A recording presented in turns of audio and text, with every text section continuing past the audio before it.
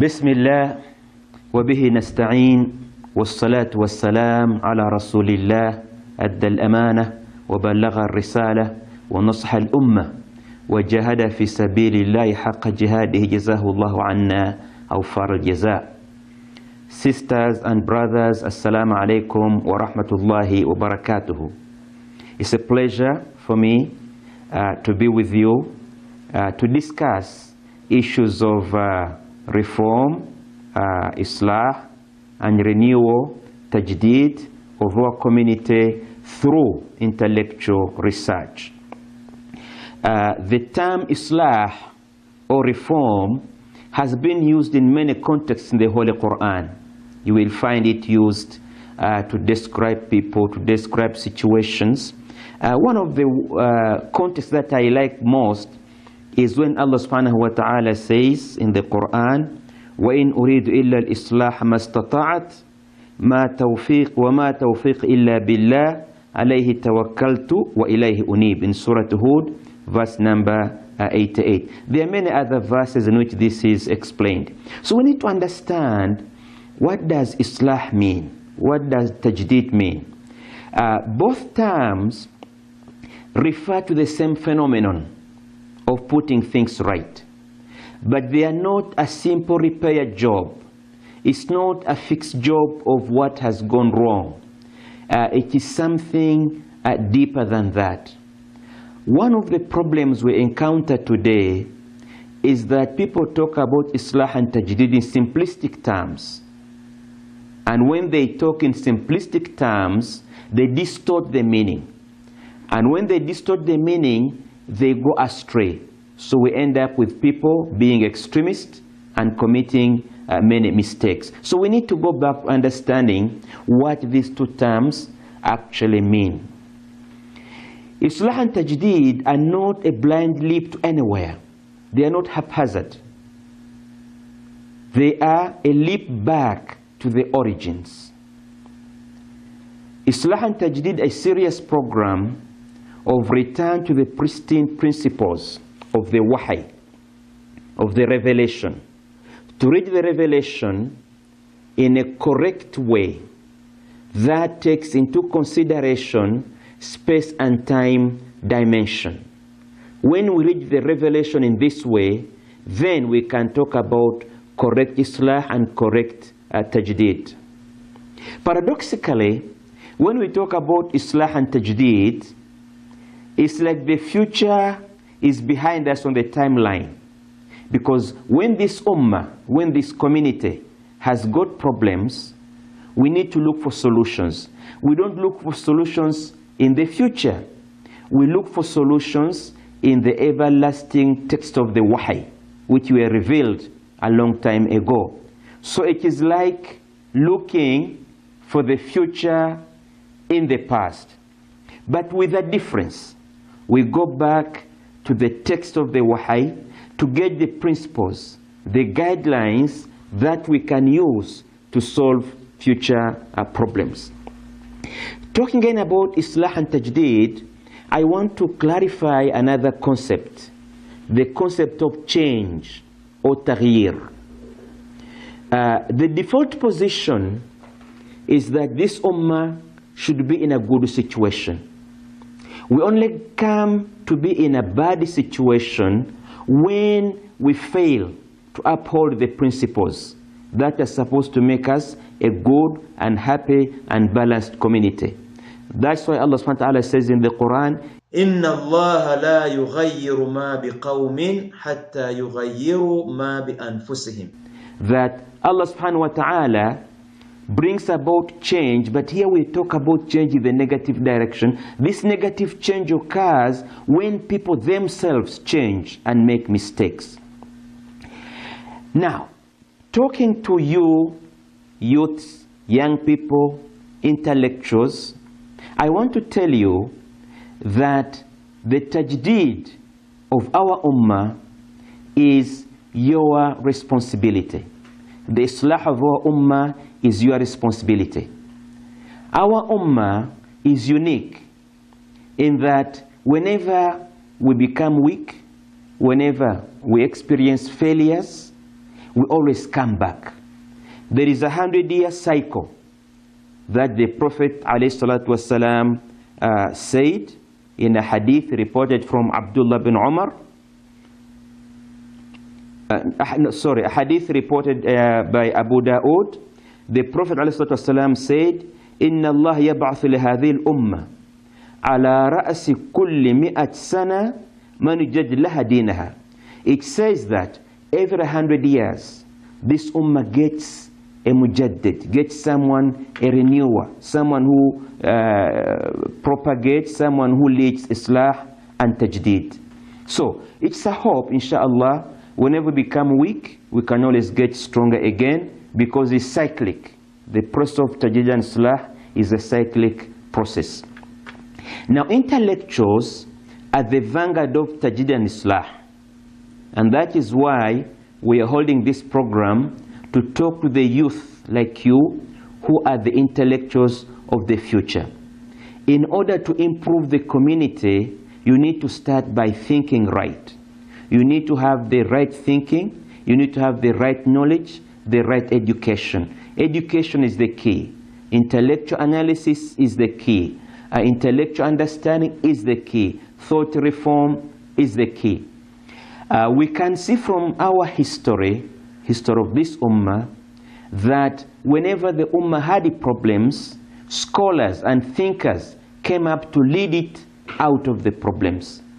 A very good example is Imam Shafi'i. In the 2nd century of the Hijrah, there were many problems because people were not sure about the source of guidance. Some talked about Quran, some talked about the Sunnah, and the position of the Sunnah as a source of guidance, as a source of law, was not very clear. There were a lot of differences and discussions. Imam Shafi'i intellectually developed the discipline of usulul fiqh. He developed the discipline of the methodology of understanding the law. And with this methodology, he united the ummah. And all the problems that had existed before him were resolved. So this was an intellectual approach to solving problems. Similarly, there are other reformers who were intellectuals, who were teachers, who were thinkers, who came up and found the ummah in a bad situation, and they were able to lead the ummah out of the bad situation through their scholarship and through their analysis and through their guidance that was basically intellectual.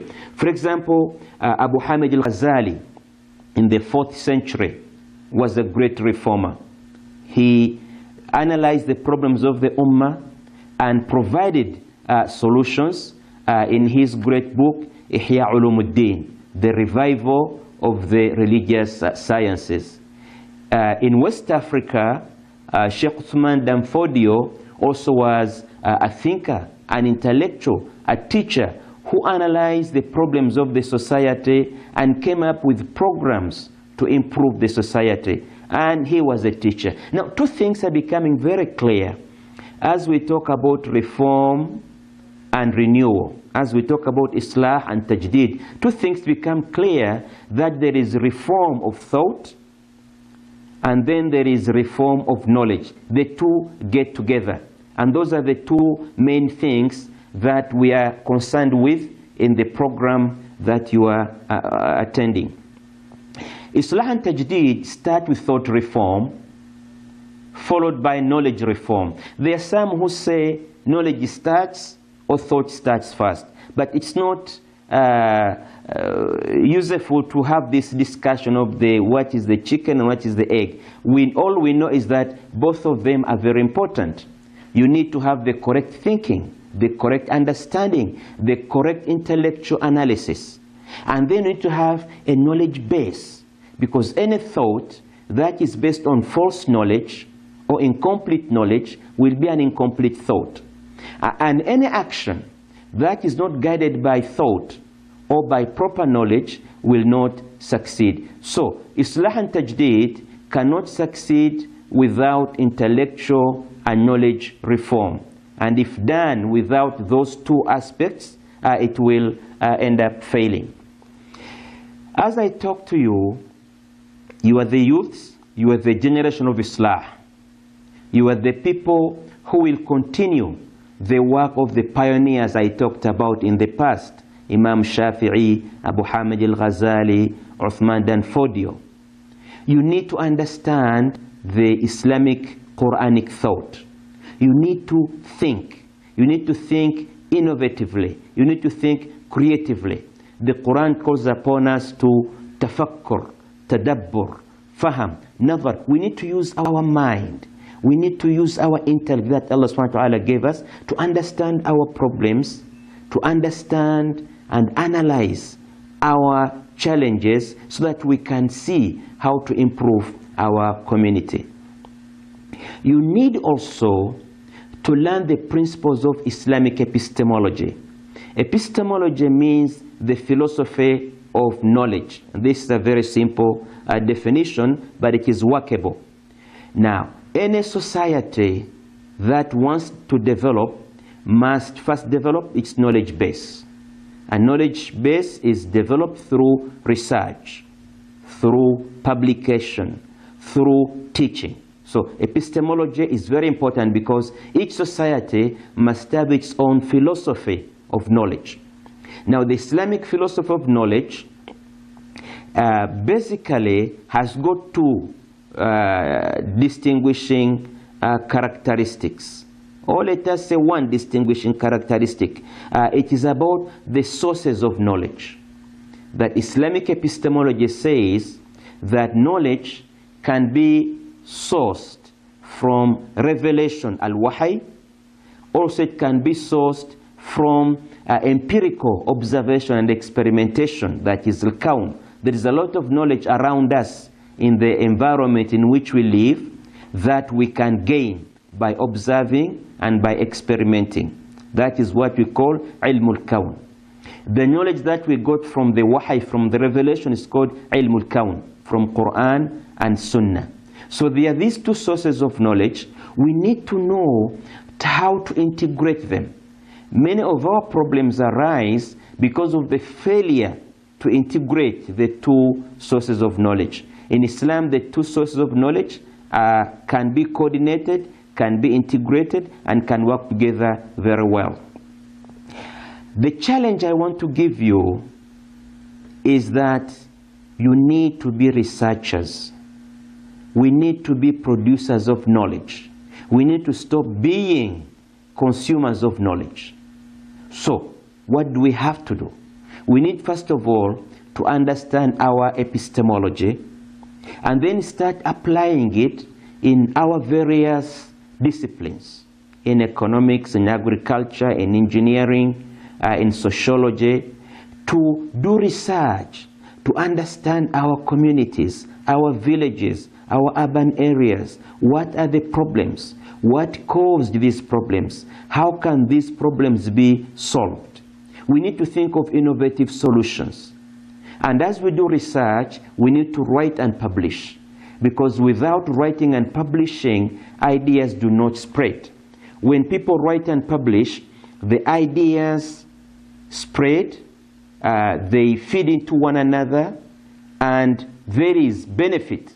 Someone hears an idea from someone, he adds on, passes it on to another one. So there is accumulation of knowledge that in the end results in a major change in the society. Because in the end, all development, all change are based on knowledge. I want to leave a challenge with you after you finish this program to go back to your institutions and think what you can do in the intellectual area. This program has got several things that you are going to cover. You are going to cover epistemology or knowledge, reform of knowledge, which applies to all disciplines of knowledge, all disciplines of research or disciplines of study. You are going to talk about Islamic thought, al-fikr al-Islami. You are going to be taught methods of thinking, methods of analyzing that are Quranic in origin. You also will be talking about the Quran as a source of knowledge, and you will be discussing the reading and interpretation of the Quran, taking into consideration space and time variations. The same will apply to your study of the Sunnah of the Prophet ﷺ. We need to read the Sunnah taking into consideration the changing time and the changing space factors, because this way we can understand them very well. And actually, this makes these sources of knowledge pristine, because they are applicable to every place and every time. Al-Islamun salihun li kulli zamanin wa makan. So, you will be discussing the issues of seerah, history and civilization. You will be discussing maqasid sharia, the higher purposes of the law, which is a higher intellectual way of looking at our law, by looking at the overriding purposes and not looking at the bits and pieces of the law, because the overriding purposes can enable us to solve complicated solutions. The law was revealed to fulfill 5 major purposes. The first one is hifdh al-din. This is protecting the religion and morality. The second is hifdh al-nafs, protecting life and health. The third one is hifdh al-nasl, protecting the family or procreation or anything related to lineage, human lineage. And the fourth one is hifdh al-aql, protecting the mind from being corrupted. And the fifth one is hifdh al-mal, protecting the resources, the economy of the community. So you will be discussing maqasid sharia and how they can apply to the problems that we face every day. I think, inshallah, by the end of this program, you will have been equipped with tools, intellectual tools, that will enable you to go back and become serious thinkers, and become serious researchers, and become people who will be intellectually productive, so that you can contribute to the process of reform and renewal in our ummah through your intellectual research and through your intellectual efforts. Thank you very much for listening to me. Wassalamu alaikum wa rahmatullahi wa barakatuh.